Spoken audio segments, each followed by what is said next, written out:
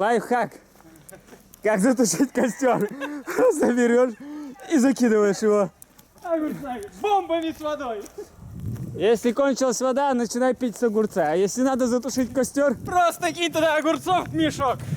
потому что вода кончилась. Все, Валера, мы последние.